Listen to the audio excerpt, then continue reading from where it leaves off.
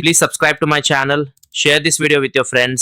বাংলাদেশ শিক্ষা বোর্ড, বাংলাদেশ কারিগরি শিক্ষা বোর্ড কিংবা যেটাকে আমরা বিটিভি বোর্ড বলি, অথবা জাতীয় দক্ষতা উন্নয়ন কর্তৃপক্ষ এনএসডিএ যেটাকে আমরা বলতেছি, এই এনএসডিএ কিংবা বিটিভি বোর্ডে আমরা জানি যে এই আরএসসি অকুপেশনের লেভেল 2 একটা জব আছে। আর লেভেল 2 এর মধ্যে এই উইন্ডো এসি আছে, উইন্ডো এসি আবার হচ্ছে স্প্লিট এসি আছে। তো এই এসির যে জবগুলো আমরা রিসেন্ট কিন্তু কিছু ভিডিও পাবলিশ করেছি, সেই জবগুলো যদি আপনারা দেখেন কন্টিনিউ, তাহলে এই জবগুলো শিখতে পারবেন এবং আপনাদের স্কিল ডেভেলপে সুবিধা হবে। তো আজকে এই বিটিভি বোর্ড বলেন বা এনএসডিএর এদের আওতায় যে লেভেল 2 জব আছে উইন্ডো টাইপ এসির, এই জবটা আজকে আমরা দেখাবো। এখানে আমরা ভ্যাকুয়াম করে গ্যাস চার্জ করে দেখাবো। তো এর আগে আমরা একটা জব দেখাইছিলাম যে পটেনশিয়াল রিলে, একটা সিলেক্টেড সুইচ এবং পটেনশিয়াল রিলে সাহায্যে কীভাবে একটা কম্প্রেসর মোটরকে স্টার্ট করতে হয়। তো আমাদের ওই সার্কিটটাই কিন্তু এইখানে এখনও আছে। আর হচ্ছে যে এই সার্কিট এখানে ওপেন সার্কিটে আছে, সংযোগ দেওয়া অবস্থায় আছে। তো আজকে আমরা ভ্যাকুয়াম করে গ্যাস চার্জ করব, এই জিনিসটা দেখাবো। তাই ভ্যাকুয়াম করে গ্যাস চার্জ করবো, এই জন্য আমাদের কিছু কিছু টুলস ইকুইপমেন্ট লাগবে। তো ইকুইপমেন্টের মধ্যে আমাদের যেমন হচ্ছে একটা ভ্যাকুয়াম পাম্প লাগবে, এটা আমার সামনে যেটা দেখতেছেন এটা হচ্ছে ভ্যাকুয়াম পাম্প। আর এটা হচ্ছে রেফ্রিজারেন্ট অর্থাৎ R22 গ্যাস সিলিন্ডার রাখা আছে, এর মধ্যে গ্যাস আছে। এছাড়া আমরা একটা প্রেশার গ্যাস ম্যানিফোল্ড নিছি, আমাদের একটা পুরো ইউনিট আছে। আর ইলেকট্রিক সংযোগগুলো আমাদের দেওয়াই আছে। ইলেকট্রিক সংযোগ আমরা যেমন পটেনশিয়াল রিলে আছে, বিলোস্টেট থার্মোস্টেট আছে, এদিকে আমাদের স্টার্টিং ক্যাপাসিটর আছে, রানিং ক্যাপাসিটর আছে, ফ্যানের জন্য রানিং ক্যাপাসিটর আছে, সিলেক্টর সুইচ আছে। আমাদের এই যে ওয়ারিংটা ওকে করা আছে। আমরা জাস্ট আজকে ভ্যাকুয়াম করব, ভ্যাকুয়াম করে গ্যাস চার্জ কীভাবে করতে হয় কীভাবে করব, এই জিনিসটা আমরা দেখাবো। তো এই জন্য আমাদের যে প্রেশার গ্যাস ম্যানিফোল্ড, এটার সাহায্যে আমাদের কিন্তু এই ভ্যাকুয়াম পাম্পের সংযোগ দিতে হবে। তো এইখানে আমি একটু সংযোগ দিয়ে দেখাই। এখন কথা হচ্ছে যে আমরা কতক্ষণ এই মেশিনটা ভ্যাকুয়াম পাম্পটা চালাবো। আমাদেরকে ন্যূনতম হলেও 25 থেকে 30 মিনিট কিন্তু ভ্যাকুয়াম করতে হবে। আর যদি আমি এর চেয়েও ভালো পারফরমেন্সের আশা করি বা আমার মনে যদি সন্দেহ লাগে যে যে এর চেয়েও আর একটু বেশি করলে ভালো হয়, সেক্ষেত্রে আমরা কিন্তু 25 থেকে 30 মিনিটের চেয়েও 40 থেকে 50 মিনিট পর্যন্ত আমরা ভালোভাবে করার জন্য এই ভ্যাকুয়ামটা কিন্তু করতে পারি। তো আমরা সাধারণত 25 থেকে 30 মিনিটই ভ্যাকুয়াম করে থাকি। তো আমি সংযোগ দিয়েছি। আমাদের এই যে এই লাস্ট পর্যায়ে যেটা আছে, এই হুস পাইপটাই কিন্তু আমাদের এই ভ্যাকুয়াম পাম্পে এখানে দেওয়া আছে।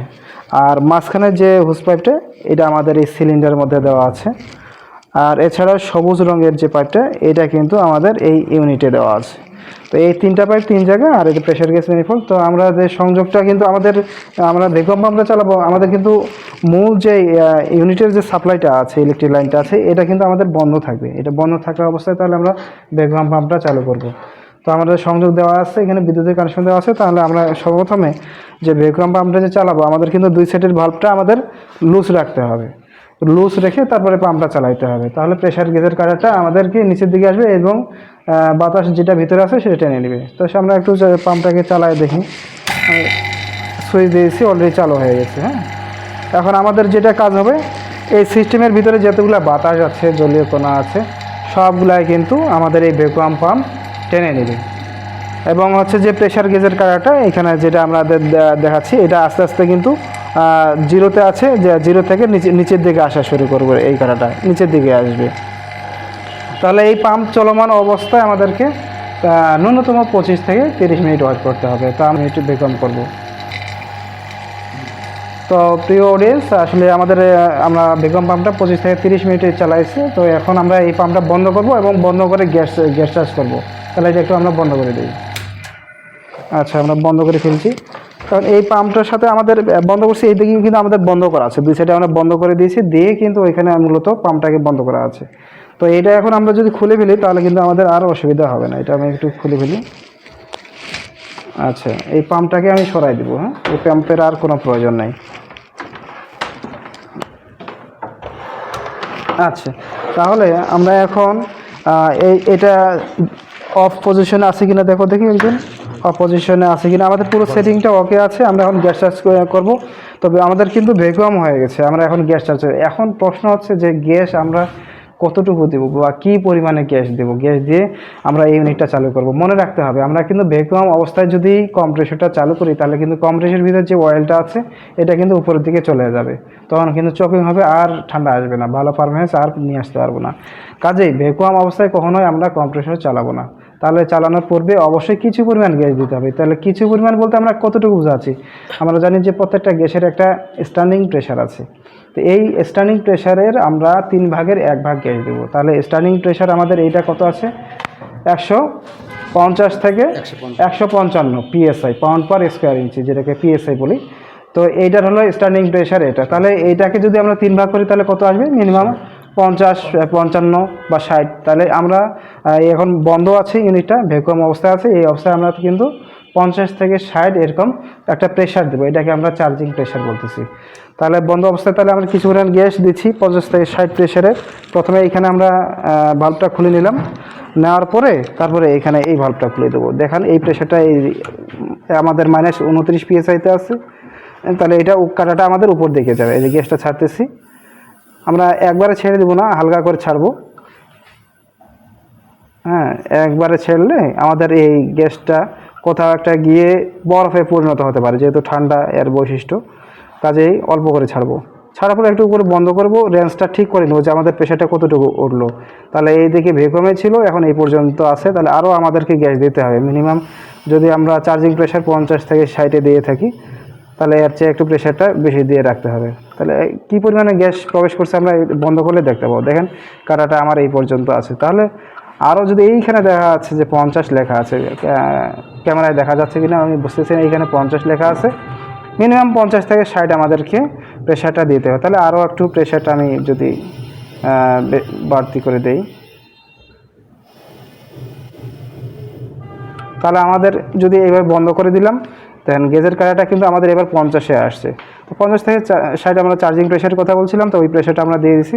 এখন আমরা কিন্তু সিস্টেমটা চালু করব। এখন ইউনিটটা চালু করি। ইউনিটের এই আমাদের উইন্ডো এসিটা চালু করার নিয়ম হচ্ছে, সর্বপ্রথম যখন চালু করি আমাদের ফ্যানটা চালু হয়, ফ্যান ঘোরা শুরু করে, ফ্যানটা কিন্তু মিডিয়াম মোডেই ঘোরে। এরপরে যখন ঘোরাবো তখন কিন্তু কম্প্রেসরের যায়, কম্প্রেসরের লো মোডে যায়। তো সেক্ষেত্রে আমাদেরকে মনে রাখতে হবে যে ফ্যান মোডটা চালু হওয়ার পরেই সাথে সাথে কিন্তু কম্প্রেসরে দিব না, মিনিমাম 3 থেকে 4 মিনিট আমাদেরকে ফ্যানটা ঘুরবে, রান হবে, তারপরে কিন্তু কম্প্রেসরে দেবো। তাহলে আমরা একটু চালু করে দেখি। আমরা এই ভাল্বটা সেফটির জন্য ভাল্বটা খুলছিলাম, এটা বন্ধ করে দেই। আচ্ছা, এটা বন্ধ করে রাখলাম, আর এখানেও বন্ধ আছে। তাহলে আমরা এই লাইনটা একটু দিয়ে দিই। আচ্ছা, আমার বিদ্যুতের লাইনটা আমাদের ওকে করাই আছে। হ্যাঁ, আমরা সর্বপ্রথম তাহলে সুইচটা অন করি, সিলেক্টর সুইচটা সুইচটা দিয়ে দিই। আচ্ছা, অন করা মাত্র আমাদের ফ্যানটা কিন্তু ঘোরা শুরু করছে। ফ্যানটা ঘুরছে, আপনারা শব্দ পাচ্ছেন এবং দেখতে পাচ্ছেন। তো আমরা সাথে সাথে দিব না, কম্প্রেসর সাথে সাথে চালাবো না, একটু রান হবে, রান হওয়ার পরে আমরা আবার কম্প্রেসরটা চালাবো। এবং আমাদের ঠান্ডা আসে কি না, ঠান্ডা আসার যে লক্ষণগুলো আমরা এগুলা অবজারভেশন করব। তো আমরা জানি যে কম্প্রেসরের একটা 2টা অ্যাম্পিয়ার আমরা পাই সাধারণত, একটা হলো স্টার্টিং অ্যাম্পিয়ার আর একটা রানিং অ্যাম্পিয়ার। তো আমরা এটাও দেখতে পাবো যে কত অ্যাম্পিয়ার নিচ্ছে। তো সেক্ষেত্রে যে কোনো একটা পাওয়ারের মধ্যে দিলেই আমাদের অ্যাম্পিয়ারটা দেখা যাবে। আচ্ছা, এখন যেহেতু ফ্যান চলতেছে তাহলে 0.6 দেখাচ্ছে, সেটা শুধু ফ্যানের অ্যাম্পিয়ার, এখনও কম্প্রেসর চালু হয়নি, যার কারণে ওই বেশি অ্যাম্পিয়ারটা দেখানো যাচ্ছে না। তো এখন আমরা কম্প্রেসর চালাবো, দেখি কম্প্রেসর চালাই দেখি। এখন আমাদের কিন্তু কম্প্রেসর চলতেছে, দেখা যাচ্ছে অ্যাম্পিয়ারটা আমাদের 6.1 বা কমতেছে, আস্তে আস্তে কমে আসবে। আমরা জানি আমাদের এটা 1 টনের এসি, 1 টনের এসিতে আমরা জানি 4 থেকে 5 রানিং অ্যাম্পিয়ার নেয়। তো সেক্ষেত্রে আমাদের ওই অনুসারে এই অ্যাম্পিয়ারটা ঠিক আছে বা একটা ভালো একটা রেঞ্জে আছে। আর এখন আমাদের গ্যাসটা দিছিলাম, এখানে প্রেশারটা দেখাও। আমাদের যে প্রেশারটা ছিল কোথায়, 50-এ ছিল, এখন প্রেশার কিন্তু কাটা নেমে 0-তে আসছে। এই যে 0-তে আসছে এই প্রেশারটা কিন্তু আমাদের সাকশন প্রেশার দেখা যাচ্ছে। হ্যাঁ, সাকশন অবস্থায় মানে চলমান অবস্থায় যে প্রেশারটা দেখা যায় এটাকে সাকশন প্রেশার বলা হয়। তো আমাদের R22 গ্যাসের আমাদের সাকশন প্রেশার আমরা জানি 60 থেকে 70, সাকশন প্রেশার 60 থেকে 70 PSI। তো এটা জিরোতে আছে, তাহলে আমাদেরকে কী করতে হবে, এই সিস্টেমটা এখন রান হয়েছে, কিছুক্ষণ চলবে, এবার পুরোটা যখন সাইক্লিং হবে, হওয়ার পরে আমরা আবার কিছু পরিমাণে গ্যাস দেবো। যখন গ্যাস দেবো এই প্রেশারটা কিন্তু উপরের দিকে উঠবে। এইভাবে আস্তে আস্তে পর্যাপ্ত ঠান্ডা না আসা পর্যন্ত সাকশন প্রেশারটা আমাদেরকে বৃদ্ধি করতে হবে, বৃদ্ধি করে ঠান্ডাটা নিয়ে আসতে হবে। তো এই হচ্ছে আমাদের জব আজকে ছিল। যদি ভিডিওটি ভালো লাগে আমাদের চ্যানেলটি অবশ্যই সাবস্ক্রাইব করবেন এবং ভালো থাকবেন, সুস্থ থাকবেন। সবাইকে ধন্যবাদ।